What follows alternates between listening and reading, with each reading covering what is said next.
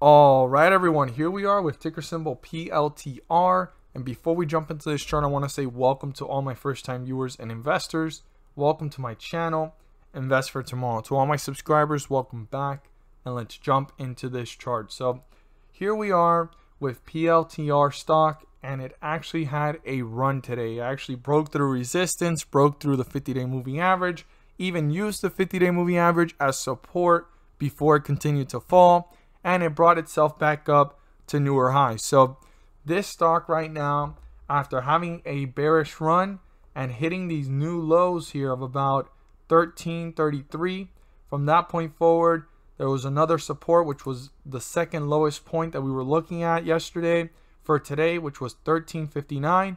It brought itself back up, used this point up here at 13.98 as support, and continued the run to reach newer highs and newer resistance level. So it actually slightly dipped. It was running up slightly and then it dipped, and as it dipped, it used 13.98 as support, and it ran up to these highs here of $16. So as we zoom out, this has been in a bullish run. I mean, there's a lot of volatility, a lot of uncertainty and fear right now in these last couple of days, but when you zoom out, this has been literally from this point to where it's at in an upward direction. The question is, could the bulls continue to maintain that?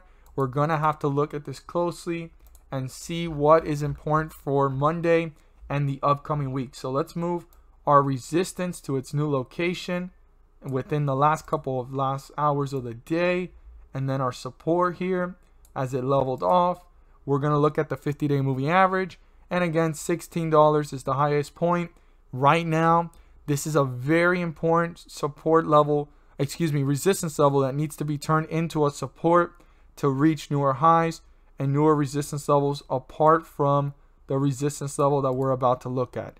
Now, after that is broken through, the next resistance level would be up here at 1678, and that's the highest point reached as this was going up and before the fall. So 1678 is the most important resistance level. I want every investor to be aware of that and pay close attention to that and write that down. And the lowest point here was 1333 on the bearish end of things. Those are the two most important points to be using as cues for the next coming days and weeks. But let's zoom in on what's important for Monday. So for the bulls to continue this run and maintain this momentum above the 50-day moving average, which is 1535, as long as we're above it, we're in bullish territory. The moment we're below it, we're in bearish territory. Well, for the bulls to continue the run, they need to break through resistance, and that's 1592. By breaking through 1592, they can actually start to break away from the 50-day moving average, right? And move themselves up to newer highs and create that effect of a staircase effect, and then start to reach newer levels of resistance by doing so. And then they can actually go ahead and do that staircase effect of coming up to it, coming up to the next one, and then reaching newer highs and newer levels of resistance. So super important for the bulls to break through that point. That resistance level is the first point before getting to the next ones, and that's 1592, and that will help the bulls maintain themselves above the 50-day moving average. Super important for the bulls. I want to emphasize they need to break through 1592, turn that into a support to pull away from the 50-day moving average. I want to emphasize that once again, they need to.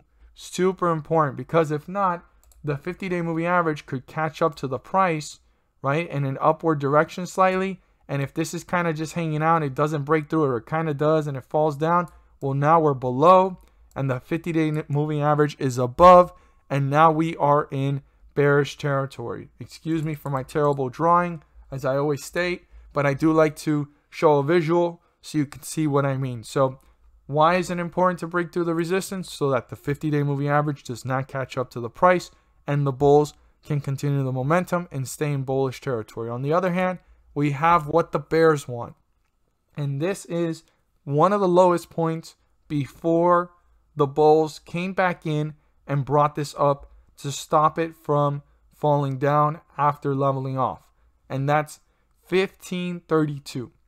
1532 is our support level. If that gets broken through, the bears accomplished two things. They broke through the 50-day moving average, and they broke through the first support level in bearish territory, signifying that the bears have gained control. And this is probably going to go to newer lows and get deeper into bullish territory. But again, you need to pay close attention, and I want to emphasize this to all investors, to the behavior of the stock, because a tug of war could happen. It's a really close one if it gets broken through for the bulls to actually reappear and bring this one back up. So you have to pay close attention to the inflow and the outflow. Put your 1 minute, your 5 minute, your 15-minute chart frames to see what's going on, who's dominating the chart, and which direction it's going. But I still want to emphasize to all investors, pay close attention to how quickly it's moving down to newer lows and away from the 50-day moving average if it breaks through support, which is 1532. Thank you guys so much for watching. And if you found this video helpful and informative, please do so and subscribe. Don't forget to click on the bell to turn on all notifications and not miss a single video that I post. Share this with your friends and community. And don't forget to hit that like button to let me know you watched this video. So, trivia question. What is the highest point reached for the bulls to actually need to break through to reach newer highs? And what's the lowest point to pay close attention to as the days and weeks go on, according to the volatility, if this is going in a downward direction, and why it is important? I look forward to seeing your guys' comments and answers down below. And once again, thank you guys so much for watching, and let's make some money.